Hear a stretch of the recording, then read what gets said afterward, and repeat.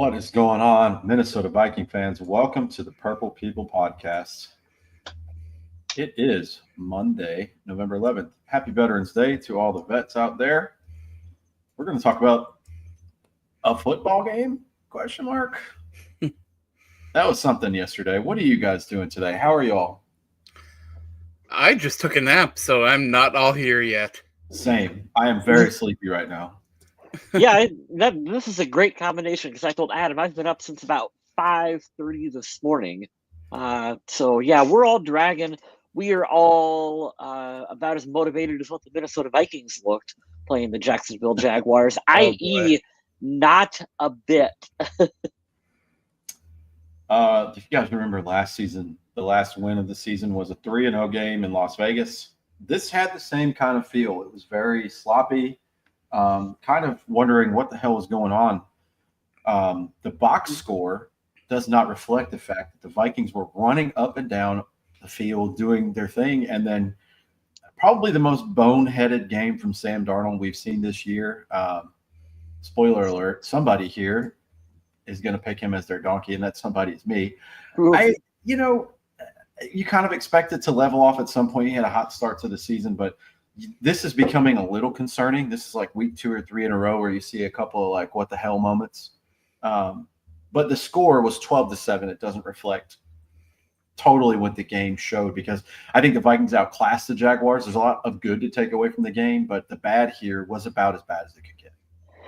Early on with Sam Darnold, the positives were outweighing the negatives. And we said on this podcast many times during the 6-0 start that they got off to, that we were like, he's good for one boneheaded throw a game, but, they're able to overcome it and they can still rally and they can still win. And we're seeing now, I feel like he's, you are who you thought you are, to quote the late Dennis Green. Sam Darnold is who we thought he was a little bit. We'll see how the season shakes out for him. I am still, staying firmly aboard kind of what I thought all along. This is Team JJ McCarthy, and Darnold is a 1-year rental, I think. So the Jaguars played split safety coverage almost since this entire game. It was like 92% of the snaps were split safety, and that's how teams have been approaching Justin Jefferson. So is this what Sam Darnold looks like if Justin Jefferson isn't an option? I mean, you take away try to force it there. We've seen that many times. Yeah. That's my biggest threat. Yeah, a little bit, Adam. You take away your best weapon. You take away one of the best wide receivers in the league. And yeah, I think you're seeing the results of that with Sam Darnold. What was interesting with Sam Darnold, though, is that he didn't seem more comfortable going to like Jordan Addison or, Brandon Powell, the guys he's been with all year. His comfort went right to TJ Hawkinson. That's a big old target. Big old reliable target. Big catch radius. I get it. Easily between the three of us or anyone in the chat, he could get a game ball yesterday. He saved the offense yesterday by being clutch on a couple of third downs and just consistently doing enough. The death by 1,000 paper cuts. Welcome back, TJ Hawkinson. Yeah, it's great to have him back in the lineup. I wanted to do a shout out real quick to Josh Oliver because it's not like he's a bum. He's out there making excellent catches and a solid contributor to this team as well, too. He has been big in back-to-back games. Last week, he, I believe, led the team in receiving yards, and this week, I think he was second. So, I mean, he was second behind Hawkinson. He is not known as being this receiving tight end, but he can get it done when his number's called. I never do this early.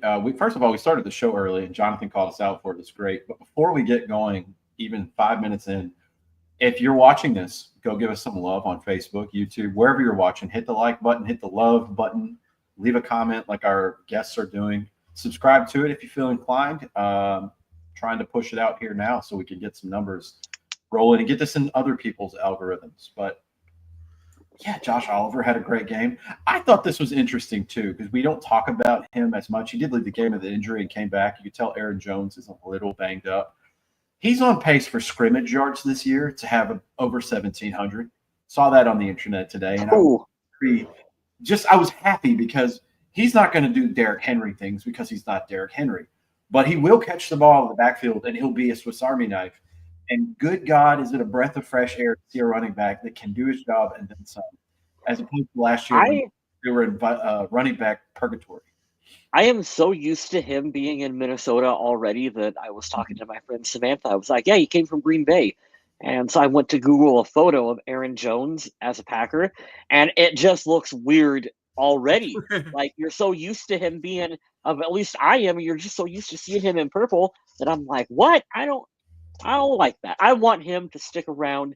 I think there's a role for him on this team moving forward. I believe they can figure something out salary cap wise. I still think with what draft pick, I don't know, but you're looking at investing some more capital in getting younger for that position. But Aaron Jones is a good, solid veteran piece, and there's a lot of decent tread left on those tires. Yeah, I'm not ready to invest in Ty Chandler long term, and no, Cam Akers I don't think is a guy you can really hit your wagon to.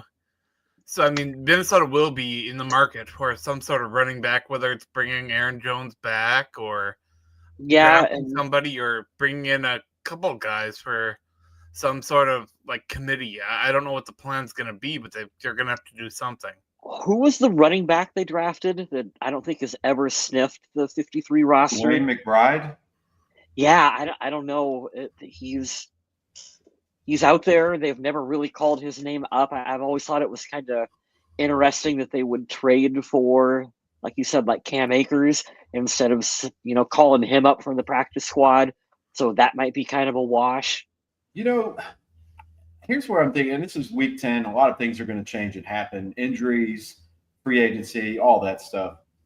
But I think we all agree this may be, and I know two of the three of us, I don't know how Adam feels, but I'm okay with moving on from Garrett Bradbury after this year. We only have the first round and 2/5 and a conditional third. So your draft picks are going to be limited, but the Vikings are set up with some money next year to do some moves. So I think that either way that you move in the first round, because as it sits right now, they're going to be picking in the 20s, which is a good season for the Vikings. That means they'll go to the playoffs. Yeah. But you have to really heavily look at the offensive line, mainly the center position. I would like to see us upgrade there. Running back is not bad. I've seen a couple of mock drafts already where the Vikings are taking that really stud running back from Boise State. Would not hate that at all because the offense would be just unreal. And I still think Aaron Jones finds a way on the team and stays for another year, even if you draft that kid. Right. It'll be interesting to see where they go next year. I'm not sure what they're feeling and the direction will be because, like I said, injuries, the overall pulse of the team will have to be seen. But the good news is the lack of draft picks will be made up by some cap room next year. So they'll get to go out and spend a little bit, which is nice. So Bernie decided I didn't want to be in the show right now. So thinking about what the Vikings are going to do in the draft is really kind of wild because there are some needs like that interior of the offensive line, running back.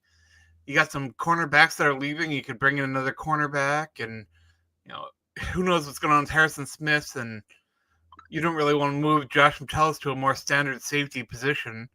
And you got Cameron Bynum, who is probably going to either get a big contract somewhere or end up moving on. So right now, the fact that the Minnesota Vikings are 7-2 and look like they're on their way to the playoffs is a little bit of a blessing and a curse because the more these players do really well, the more you're going to end up paying for them down the long run. The projection, what you're going to pay for Cameron Bynum is wild. I can't figure out how I should feel about this team right now. And I feel like this is all of Vikings fandom at the moment. Because if you told me before the season, hey, after the bye week, after a couple weeks after the bye week, you're going to be 7-2 on the season. Like, we would all be like, we're punching above weight. Like, we're having a phenomenal season. And prior to the bye, I was really invested in this team, but they've been playing a lot of shit football ever since then. And I just don't know what my expectations are, I'm kind of down. I'm kind of selling on the Vikings stock right now, and I don't quite know where to pinpoint it. Like, what exactly is going wrong with the team right now? Do you guys? Minnesota is very, very fortunate that they were playing a Jaguars team this last week that could not move the ball offensively because they had put nothing else forward other than good defense and solid special teams, which we had no idea what to expect from special teams coming into this game. It was Mac Jones and Sam Darnold in the battle of who less wants a contract in next offseason, because neither of them were doing much in this game. This whole week, NFC North quarterbacks were, I don't want to say trash, but they weren't good. they struggled. Yeah. Here's where I'll sway you, Kyle. I want you to look at it from the positive aspect, which you know me. I'm usually the doomsday. I'm the worst person. They'll tell you on game days when I'm on one, I am the most negative asshole Vikings fan on planet Earth. Here's where I'll sway from you. So the Vikings are 2-2 in their last 4 games, right? They've won the last 2 when they could have lost, which is good. You find a way to win when you're not playing well. That's great. The defense looks pretty good. Kind of piggybacking on what we were talking about on what they need to do next year, not as far as the draft. I think you have to keep Jonathan Grenard and Andrew Van Ginkel on the team without a doubt, and Blake Cashman. Fuck the corners, fuck the safeties. I want the pass rush to stay. We'll figure that other stuff out, you know? And I know those guys are on multi-year deals, aren't they? I mean, they're going to be around. I don't remember. I can't think off the top of my head who's. I want to say each of those guys is on a 3-year deal. Perfect. So those guys I love. I'm glad they're going to be here, right? They're having phenomenal years. So are some of the safeties and corners. Like, I'm not going to poop on them, but if I had to pick one, that's where my brain went earlier. I don't think anyone is having more fun than Cameron Bynum right now. He's always doing the life as a movie thing, but that was a beautiful catch. And I think that's a dog shit rule that happened where they had to start at the 1. That's another rule where the NFL can just go 6 off. I thought you were going to talk about his breakdancing celebration. Oh, that's good stuff. But to round up my point, think about the 2 losses, all right? I really do truthfully consider the LA game a trap game. You're playing Kevin O'Connell's best friend who knows him the best. Matt Stafford laughs at you when you say throw the blitz. He's like, I got my ass beat in Detroit for a decade. This is nothing. And then they get their weapons back, right? It's a short week. They're at home. They hung toe-to-toe with Detroit, and maybe a ticky-tack call here, maybe one mistake there. They're winning that game. We saw last night Detroit is very human. They don't do that often, but they're not going to play perfect every week. So I would say be happy that they found a way to win shitty games rather than lose them, because they could easily be 5-4 right now from that 5-0 start. And then there would be here we go again. Thank God they're 7-2, and the Bears are playing like shit right now. The Titans are terrible. They are on their way to being 9-2 if they don't completely shit in the bed. So that's the way I'm telling myself. And it's funny you say that, Kyle. I'm not comparing you two at all. It's just funny. My ex-wife was blowing my phone up yesterday. She's like, what the fuck is wrong with this team? I said, it's the first quarter. You have to chill out. It's going to be all right. You have to score more points than the other team at the end of the day. That's it. Just score more points, you win, you walk out of there, it's fine. And you saw that in the locker room. I'll get off my little high horse here, but go watch Kevin O'Connell's locker room speech. I was ready to go to war for this dude. I was like, how do you make me feel that way after I just watched probably the worst game they played all year? How do you do that? But on the other hand, you've got some fans that are kind of confused about Kevin O'Connell being so supportive of Sam Darnold when he's coming off what could, I guess Pro Football Focus says it's his 3rd worst performance of the season. I mean, the Vikings don't have any other options. As soon as J.J. McCarthy got hurt, you've taken your other option off the table. Well, according to Pro Football Talk, there are some options out there. Yeah. You're talking Mike about Florio was talking about Ryan Tannehill coming to the team, which is just batshit crazy. He's the worst Vikings douchebag personality out there. I can't stand Mike Florio, and he's just so pessimistic all the time. He's one of those people, I'll say this will stay on the internet forever. He's one of those people that's lucky that no one can punch you in the face for how punchable a face he has, because he wouldn't be as snarky as he is behind a keyboard. Like, what an idiot. I can't believe that guy. go on Facebook there and take a look at the comments when then the article I wrote about that, and yeah, people are not a fan of his idea. I mean, the team is not. They're not going to start Nick Mullins. Been there, done that. We know. We know the Nick Mullins train. It's We've got Brett Rippon time. I was going to say we got some other quarterback named Rippon. We're not going to do that, folks. Like, you have to be as positive and supportive of Sam Darnold as possible. He's your only viable option down the stretch. And let's be honest, Sam Darnold did not have a good game, but there's no real reason to be like, okay, let's just flush him. Because what are you going to do?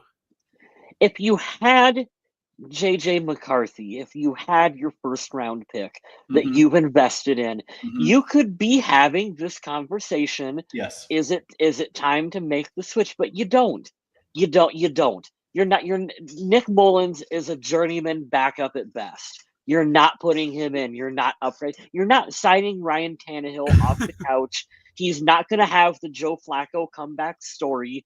You're just substituting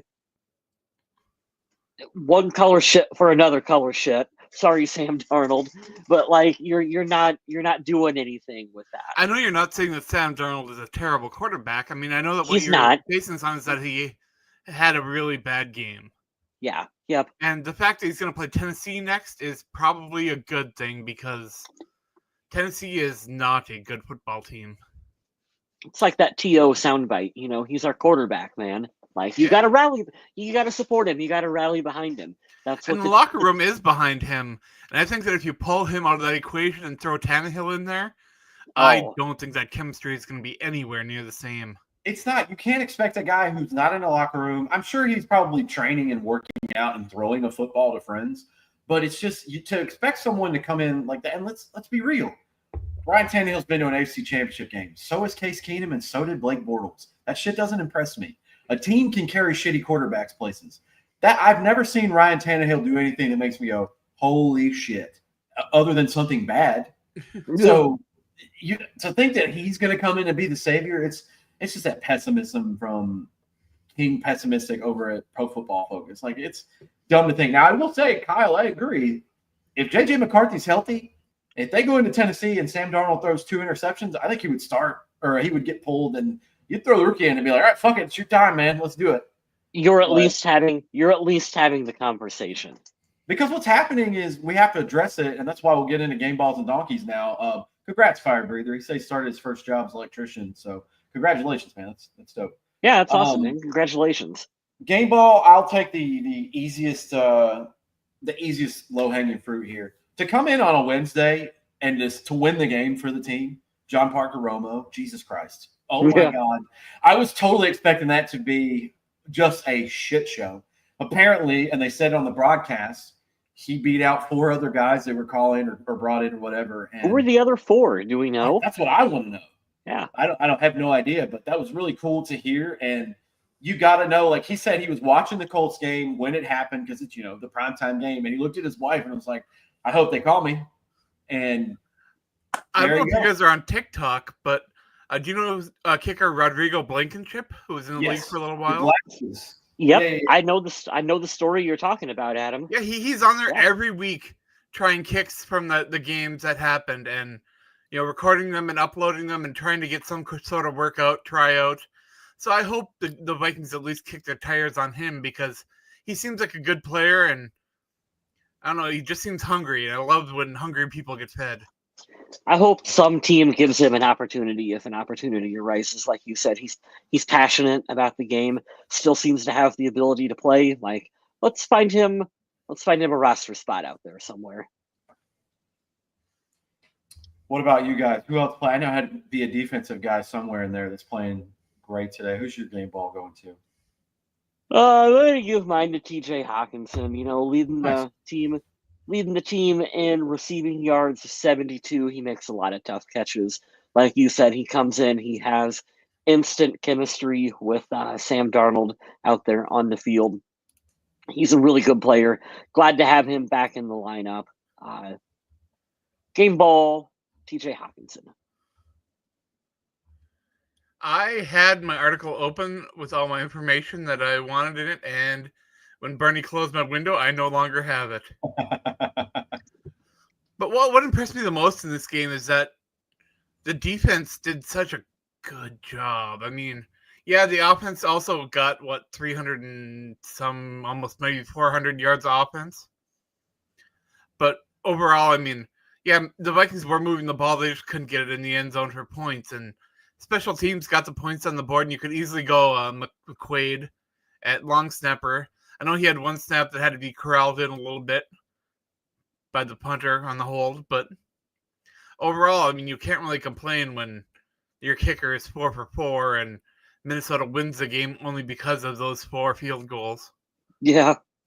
So speaking of that, just bringing up the team stats from ESPN, 402 yards for Minnesota, 143 for Jacksonville, 10 first downs for Jacksonville, 28 for the Vikings, and they had a almost 75% to 25% time of possession, 42 minutes and 19 seconds to 17 minutes and 41. Oh my God. 12 to 7 with those numbers, it should have been like a 30 to 7 game, but it is what it is. Man. What is sad is this ultimately really could have been that Vikings statement game we were talking about last week that they could have used to put things over. This could have been a 45 to 7 game. I think it's coming. They're being like, dang, I think it's coming. I looked it up yesterday. I sent it in the chat, and I was only sending it to be half snarky and whatever else. I think if Kevin O'Connell wants to do some scouting, he may need to look at letting Wes Phillips take over a little bit. Yesterday, though, I didn't really care. When you move the ball that much, won't blame the coach as much as the players executing. Sam Darnold obviously gets the donkey for me because you can't have red zone interception. Just like week 3 in a row where he's had a red zone interception, it's unacceptable. One of those I'll give to a rare Justin Jefferson mistake and a little hiccup or whatever. But to do it multiple times in a game and then to do it again the next week, something is there. He's playing a little erratic and a little shaken, and he just needs to calm down. The Sam Darnold I saw through weeks 1 through 5, nothing rattled him, and he was like, fuck it, he's out there somewhere, or he'll throw it away. I saw him throw it away a lot. Stop trying to force the ball. Stop trying to force it to Jefferson all the time. He's still going to get paid whether you throw to him every play or not. It's fine. Use your progressions and don't be so damn nervous. And it's weird because we brought in a left tackle from the Jaguars. It's not like when Darisaw got hurt, you're going to be running for your life. Cam Robinson is a great, replacement. So, the left tackle's holding up really well. There hasn't been, at least from what I've seen, a big drop off in quality of play. And I want to say this too, just to echo it. This is a weird thing. This is where my brain goes. I try to say this at least once a month on this show during the season. You got to think about weird shit like this that you don't normally care about, nor do you dive into. Cam Robinson came from the Jacksonville Jaguars and played his first game within 5 days against the Colts, who were in his division forever. Second game for the Vikings, he plays his former team. Third game, he's going to go to Tennessee and play another division opponent. There is no better way for you to warm up to a team getting traded mid-season than to play 2 division rivals in the former team that you just came from. Because you would expect a little bit of growing pains. I think it's underrated, and a lot of coaches and analysts have said over the years, that offensive line thing, that takes a long time to gel. No better way to get your feet under yourself, have some hiccups, and still be okay than to play former opponents that you're so familiar with. So just thought that was interesting if you guys didn't. Wasn't it weird during the broadcast hearing Adam Lean talking about how the middle of the Vikings offensive line was creating so much room in the run game? It was nice to hear them getting that love, but odd to hear. I did not listen to that, and I wish that I would have, because I would have made a comment. For my game ball, I didn't mention this in any of my articles, but I kind of want to go on record as saying it. This Minnesota Vikings defense is better when Blake Cashman is in the lineup.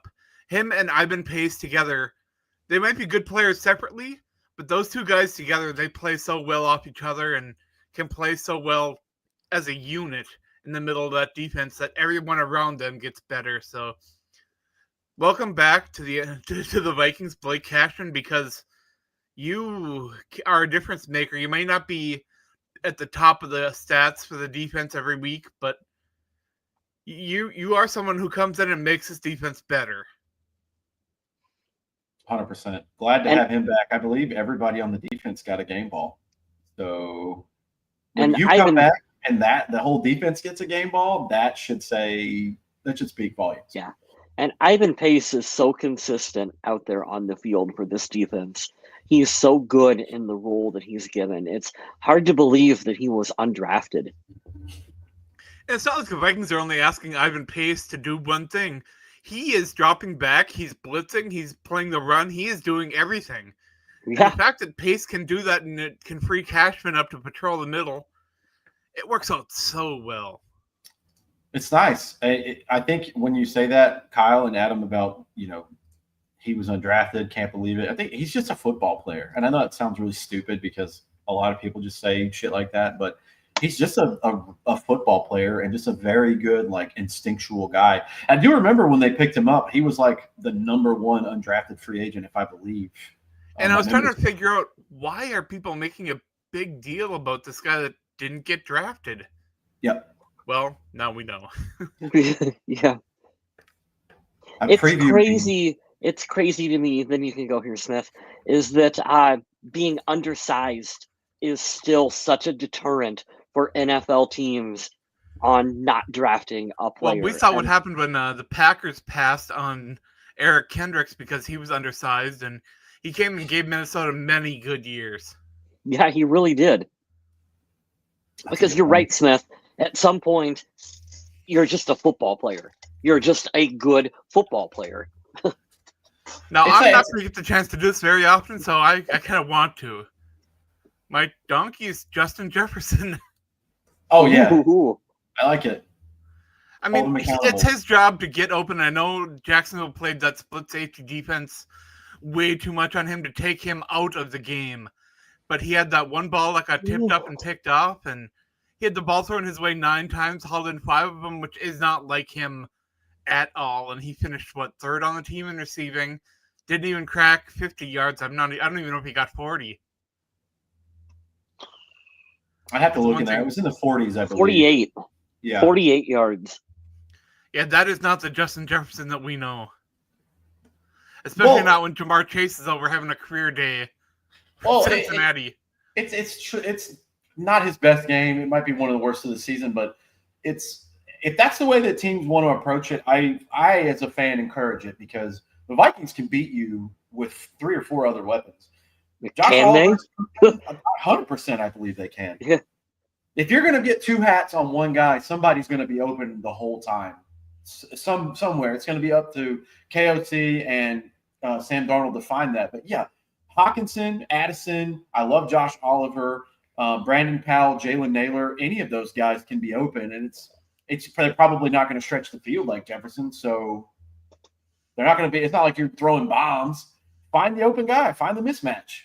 I'm okay with it. Eventually, like I was saying, this wasn't Justin Jefferson's fault that he got my donkey. Yep. He was out there. He was playing hard. He was doing his thing. It's just Jacksonville, their game plan was to get him out of the game, and they did a pretty good job of that. I didn't pull up anything else now that we've mentioned it, because I mentioned the field goal unit going 4-4 and winning the game. You guys have mentioned. So I kind of already looked forward to Tennessee, and I'm looking to see what people think early on this week. But, man, it felt like for a little bit, I don't know how you guys felt, this could have been a trap game. It's like Mac Jones is going to have it. I said it during the chat. I was like, I was expecting to have a career day. Oh, man, because he's a competent quarterback. I think he's more low-end starter, maybe high-end backup. But there's something about it, too. We have to give credit to the Jaguars. I'll be on the record to say their players were coming out to fuck up all the Vikings players. They were playing hard. They were getting chippy. They were throwing Cam Akers. They body slammed Cam Akers to the ground. They didn't look like a 2-win team. I was just going to say, Adam, you took the point I was going to make. For a 2-win team, they were playing hard, and they're not playing like a typical 2-win team that's already quit on the season. They played with an edge yesterday, and it sucks because they got in their feelings at the very worst time and kind of ruined the game for them. But they got some good players there. It's fun to see competitive football. I would have rather seen the Vikings blow them out. But they had all of us sweating yesterday. Like, are they going to lose to the Jaguars? Like, damn.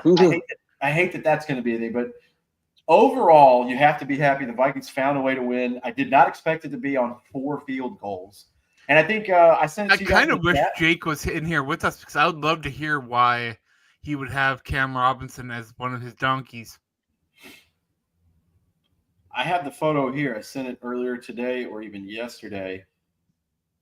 Teams with 0 touchdowns and at least 3 turnovers were 0 and 147 since 2010. 147 teams, all of them lost. The Vikings are the first team to win such a game since the Packers in 2006, ironically enough, against the Minnesota Vikings. So I said it to my brother. I said it to a couple of friends yesterday. When I think that this team can't find a creative way to just be weird and annoying and get under my skin, every week they find something new. And I'm just happy. I could sit here and bitch and be, complaining and be negative. They found a way to win at the end of the day. And usually I'm not like that. I just hope that there's serious reflection, this week and going in because Tennessee's defense is good. The Bears are playing like shit on offense, and I think the coach is losing the players, but that defense is really good. And the Cardinals aren't going to be a slouch either. They're a really good team. So you got some tough opponents coming up. Maybe there's a little fluff here for Tennessee, maybe the Bears, but I hope Sam Darnold can reflect and find that, okay, this is the area and the mental state I need to get back to. Because these turnovers in the red zone, they're going to come back to bite you in the ass. So compared to that 3-0 Raiders game from last season, how does this game feel? I feel happier. I don't remember the details of that game last year. I just remember laughing. There were no details. Nothing happened. Well, okay, we have to point 2 things because it's so funny to me. Number one, the next week, the Raiders put up like 60 points on the Chargers, which is just bananas. You don't score any one week. You're like, hey, we're getting all our points from last week too. But I always love this. I don't know where I read on Twitter or the internet one time. I was like, wouldn't you be pissed? And I know it was a home game for the Raiders, but wouldn't you be pissed if you flew all the way to a stadium to watch a game? You watch one team kick a field goal and leave, and that ended up being enough for the Vikings to win. Like, I don't know who would be more mad, the Vikings fans or the Raiders fans. So, overall, and I think the announcers did a great job. I love Mark Sanchez as an announcer. I do too. Yeah. I have really started to get used to Adam Amin too. Yeah, I wasn't too familiar with him, but I like him. I agree, Adam. I like him too. I think they did enough of a job to say Minnesota can do this.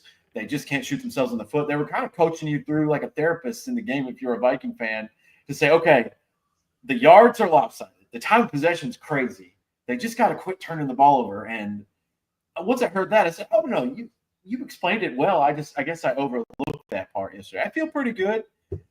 I don't like that they have to go on the road 3 weeks in a row, but I would rather it be against these teams. And what could you imagine if they had the Jets, Detroit? I was actually just going to ask you, who would be more embarrassing right now for you guys to be a fan of, the Jets or the Cowboys? Holy shit, that's a good question. God, it's got to be the Jets, man. The Jets, because they have their starting quarterback. You can blame everything on Dak not being there. Their Hall of Fame starting quarterback, and you've went in and you've made every move imaginable to try to win with him, and nothing, not a thing is working for you. And you look at that Jets roster and you're like, look at all these guys, they got talent, but none of them are doing stuff. 2 things about the Jets, because I read it today, and I know you guys will find it interesting. Number one, through 10 weeks, when Favre was there compared to Rodgers, Favre has better numbers. Really hilarious. They scored way more points than the Jets have, and their record was a lot better. I remember being a huge Favre fan that year, because that was 2008, right before I fully committed to the Vikings. At one point, the Jets were 8-3. I remember I was in Afghanistan watching this stuff, and I was like, are the Jets going to go to the playoffs? Oh, my God. Number 2, this was the most interesting thing because Aaron Rodgers has been so, below his standard this year. If he retires, which I fully think he will, could you imagine him wanting to come back again? I think it's going to take some serious commitment from him to do it. Not the Jets. The Jets will take it back because they don't have any other option. If they get no. The Jets are cleaning house. They are cleaning full house. I'll push back on that. The coaches, yes. I don't think they will because right now they can spread it over 2 years to kind of eat it, but they're going to have almost a Russell Wilson kind of number each year if he goes and retires or if they get rid of him. Salary cap, dude. Salary cap is made up. It don't matter. It's a garage sale with the Jets, and like, what do you want? Take it. Like, we're cleaning absolute house after this year. We're used to the Cowboys stinking too. Everyone likes laughing, LOLing at the Dallas Cowboys. So that's always entertaining to watch them suck. We them boys. Oh, are you? Whose boys are you? Cooper Rush?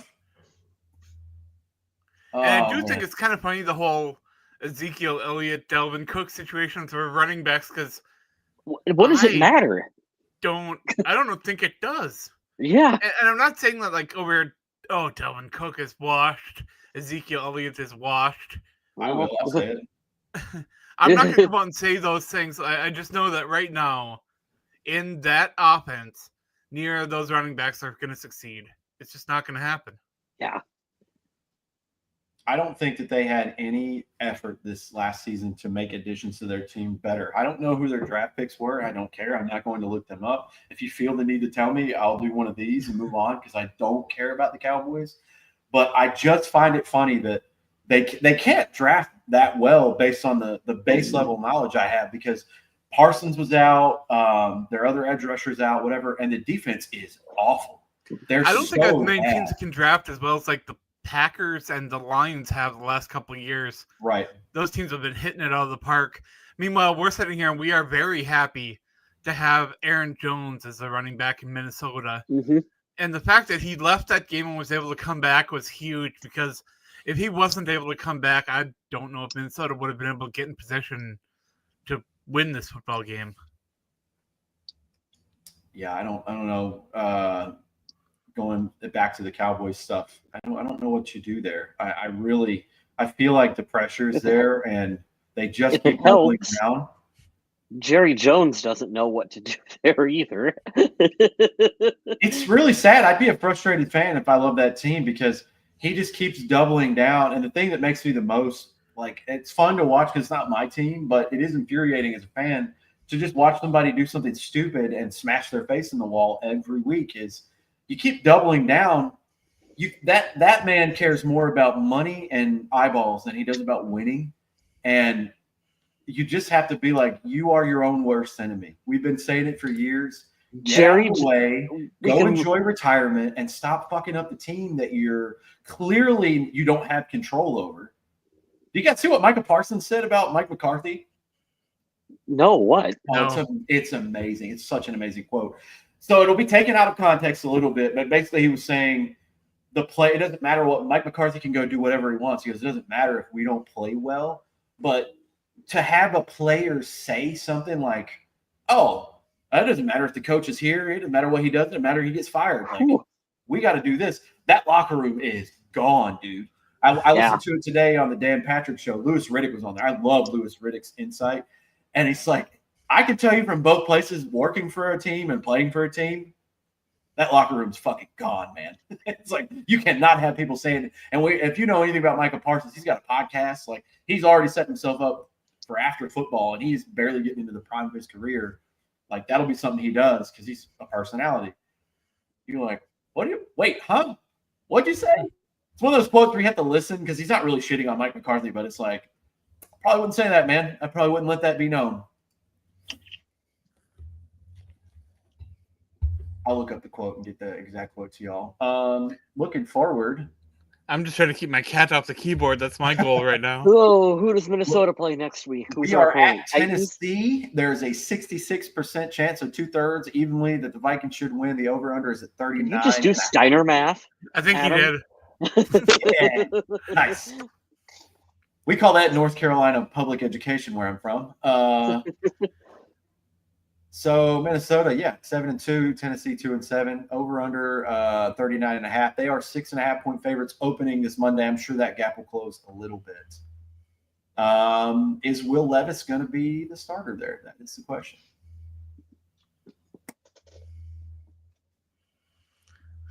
Yeah, I'm really looking forward to this next game because I kind of just want Minnesota to be ready to move on from that last performance offensively. I mean, defense, keep your momentum going, keep playing well, but that offense needs to get on the same page and get rolling because they can't survive doing that again.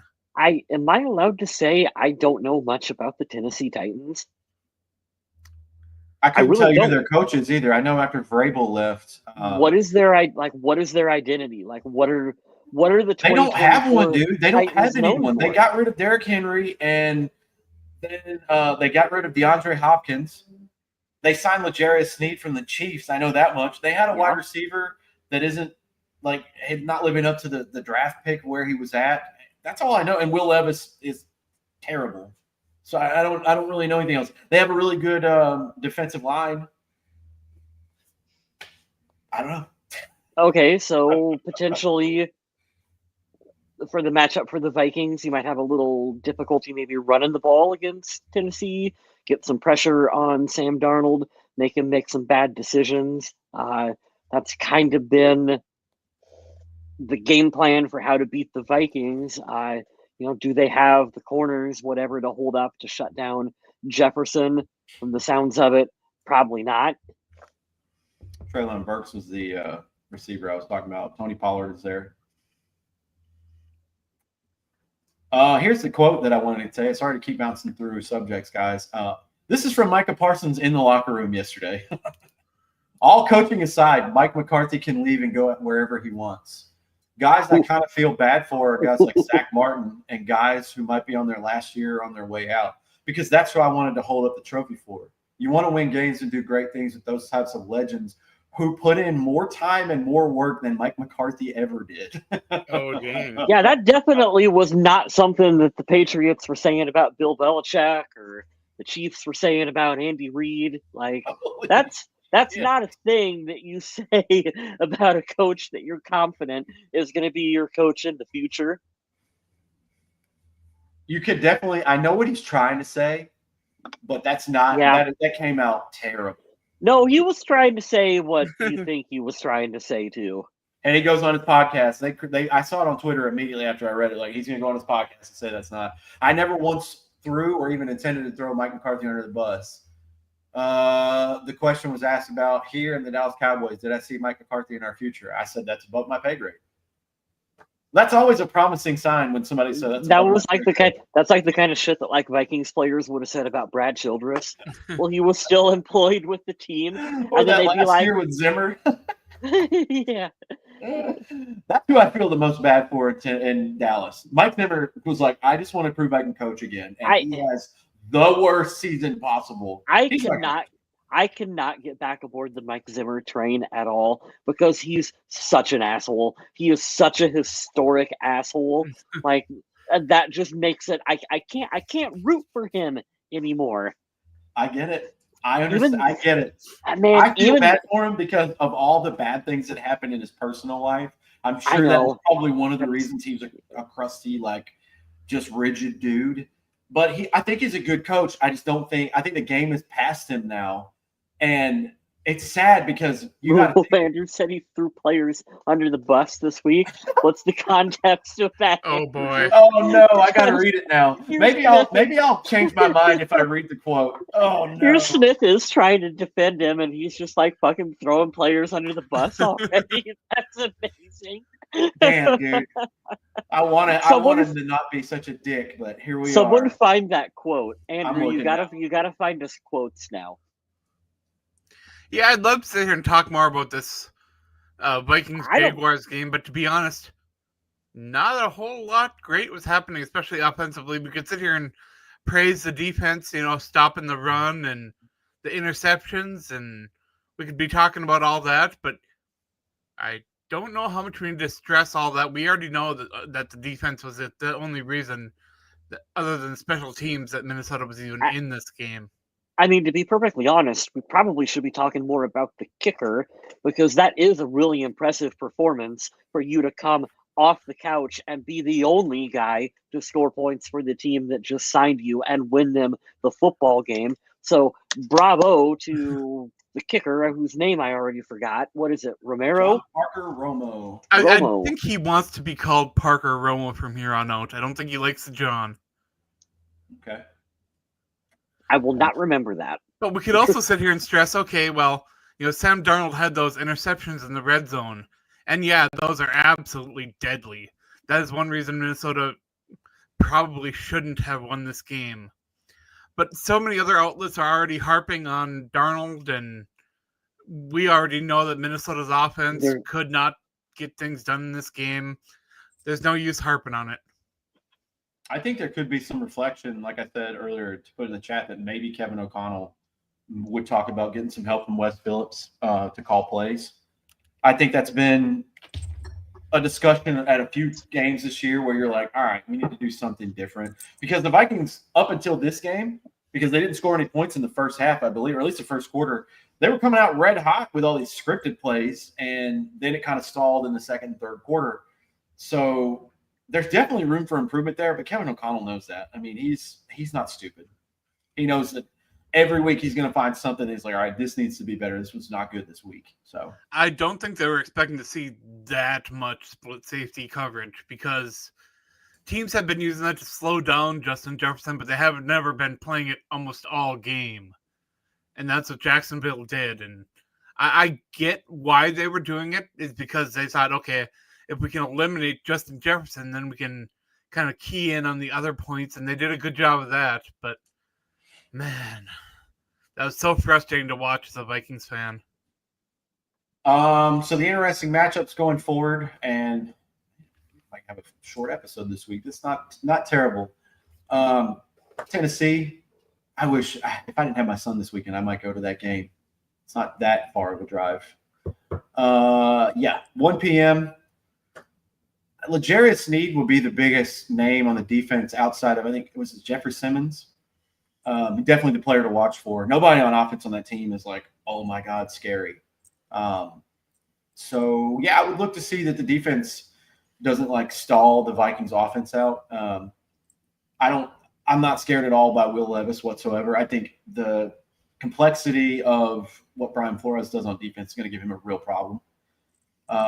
I fully expect and hope that the Vikings walk out of this 8-2, and right now they would be number 3 in the playoffs now. So that's good. I like that. But what stinks is no matter how good they are, they would have that first wild card spot because of Detroit at the moment. I'm sorry. I looked last night and they were tied with the Eagles, but because we're not winning our division, they will be at the bottom. So let me check real quick. NFL playoff. The fact that Minnesota's 7-2 and right now we're talking about a wild card spot down the road is crazy. Yep.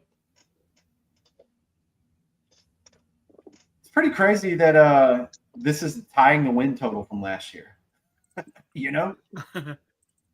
Well, Minnesota would have done a lot better last year if, not for the whole Kirk Cousins Achilles saying no thanks. We are in the top 4. And it's funny, the top 4 teams, according to ESPN, are both from the NFC North and the NFC East. The Detroit Lions have a 99% chance to get to the playoffs. Philadelphia at 95, Washington at 90, the Vikings at 88. So that's good. I want to see the matchups. Who would they be playing right now? NFL playoff picture right now on NFL.com. Give my computer just a second to think. Otherwise, we're going to get out of here in just a second. For the NFC, I can't believe the Chiefs won another game.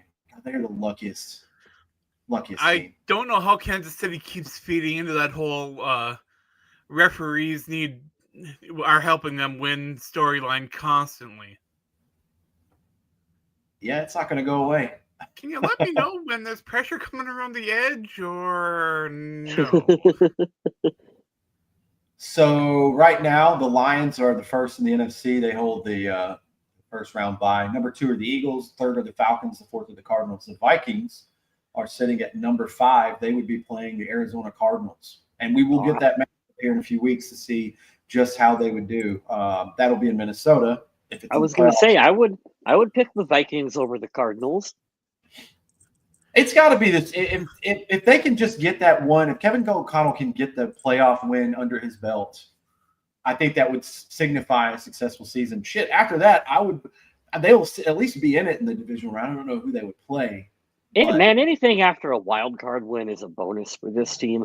Like I said, you go back and you listen to what our expectations were prior to the season starting. When we're talking about if they win 4 or 5 games, some of us were calling that a successful rebuild and a successful season. So come on, man, winning a wild card game.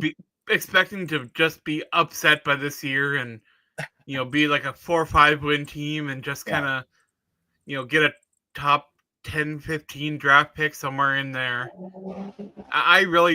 My expectations for this team weren't that high, and to be here at 7-2, I just can't believe that's where we're at. I can't believe the Steelers are the number 3 seed in the AFC. I cannot. That's crazy. They're first in the AFC North right now. I also can't believe the Chicago Bears offense only has about 100 more yards than their punter does. Is that a real stat? That's a real stat. That's amazing. He has more yards than Caleb Williams does at the moment. Oh, dude, it's so gross. And remember, like, when that punter got drafted, Caleb Williams texted him, "You won't be punting much." Well, he's finding out just how much coaching is important in the NFL, but also the talent gap between college and there. It's a lot closer than when you're playing Fresno State. It's going to be a little different for you, man. Also, if you wanted to kind of take a weird look at Chicago, take a look at the stats through 10 weeks between Caleb Williams and Justin Fields last year, and they are almost identical. It's crazy. Oh, wow. That's funny. Unless you're a Bears fan, then it's probably depressing. They passed up. They had the chance to go get guys like Dan Quinn, and I'm trying to think who else was who was out there, and they stuck with Matt Eberflus. That's funny. But yeah, and now I'm talking smack with the Bears. Now watch Minnesota still has to play the Bears twice, and watch like Chicago will sweep Minnesota or something. They can split with them. I've always said it doesn't matter what season Minnesota's having or what season Chicago's having. They always play us really tough, and we always struggle with one of those two matchups.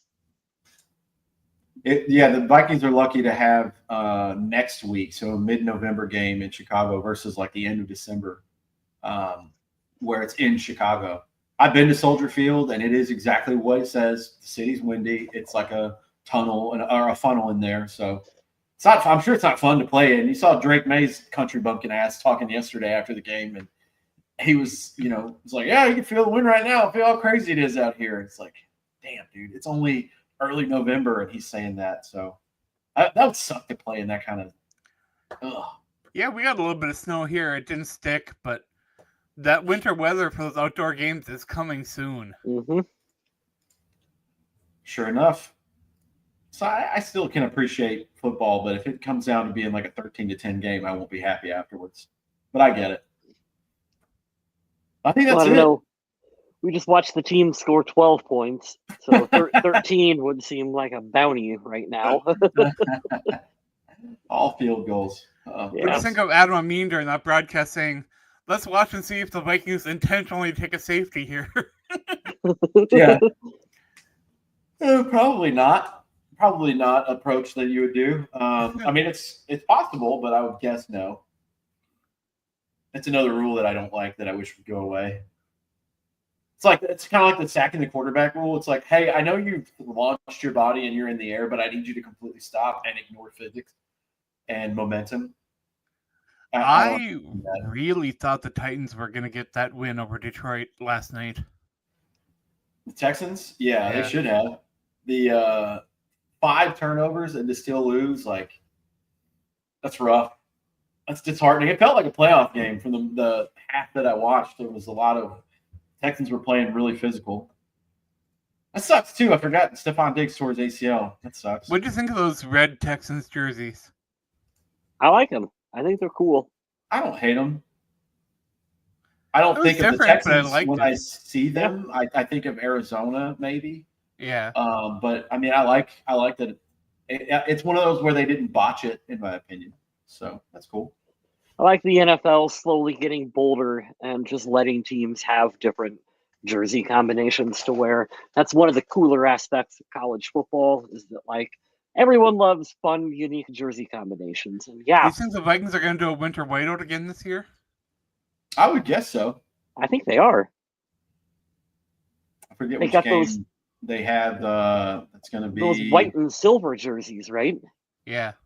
Yeah. I know Green Bay did something similar, which I understand, and theirs looked sharp too. So they are playing December 29th versus the Packers at home. That certainly could be the time that they do that. Because in between, they're sandwiched in between 2 away games in Seattle and Detroit. So we're at the back half of the year, boys. So they only have, 7 games left? 8 games left. So I'm looking now. Yeah, it's going to be a fun stretch. You're going to find out real quick if this team's good or not because the Bears, you play on the road. They got a good defense. Cardinals are a playoff team. Falcons are a playoff team. Playing in Seattle. Vikings have struggled in Seattle for a decade now. So, did you guys get to watch any of that Falcons game? I did. I saw Kirk Cousins lost the game on a check down, so that made me happy. He sure did. Why he won't just at least try is beyond me. I mean, he's played really good this year, and I like he went to Philly and upset the Eagles. Like, good for him. But, dude, in a clutch moment where I need you to make a throw, which is weird because at the same time my brain goes, don't forget the New Orleans playoff game where he actually had balls to try. But that was coverage where, you have to take the shot because it's almost like a free play. Like, oh, shit, Adam Thielen's going to be open. Let me put it in the right spot. But, man, when it comes down to 4th down and the game's on the line, he won't make that ballsy, courageous throw because he doesn't want to turn it over. Why you throw short of the sticks it's dumb. Why would you do that? And any Vikings fan watching that game knew it was coming. Yeah, I don't know how anybody in their right mind still defends that dude. But have you seen Kirk when he arrived in Atlanta and how he looked at the conference after? He looks like he has fully encompassed everything Atlanta at this point. Yeah, you mean his wife/PR agent is like, you should wear this to fit in better. It'll be good for your image. Kirk has no personality of his own. He has one. It's very much Southern Baptist youth minister. Yeah. The hoodie, thanks for the compliment on the hoodie. I think I got this one at Walmart of all places. Nice.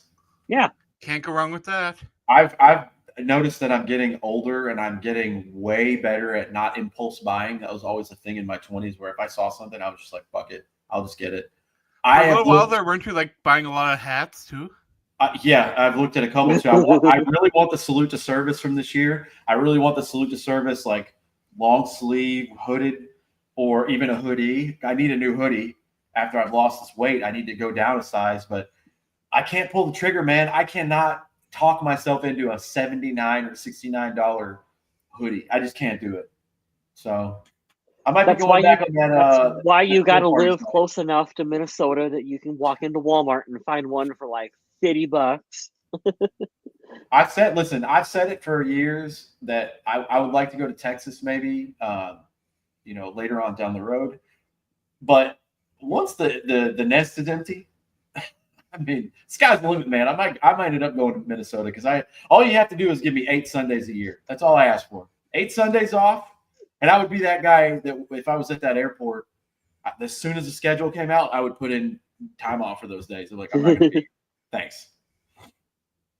Oh, David, one of my good buddies from back home. Thank you, brother. I'm glad you tuned in. Thank you for listening. I know Jake said it as well. I appreciate that. I don't take any of the credit. I got lost on my way to college, as they said in Jarhead.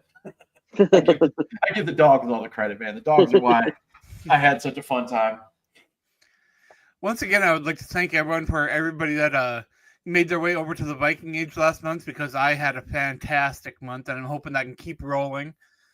Adam Patrick over in the Viking Age is on a little mini vacation. He's hanging out with his family, so I've been watching the site the last couple of days, and things have been pretty good there. And I think we've gotten some pretty good traffic and a lot of good interaction. So thanks again for everyone for visiting the Viking Age and checking out my articles.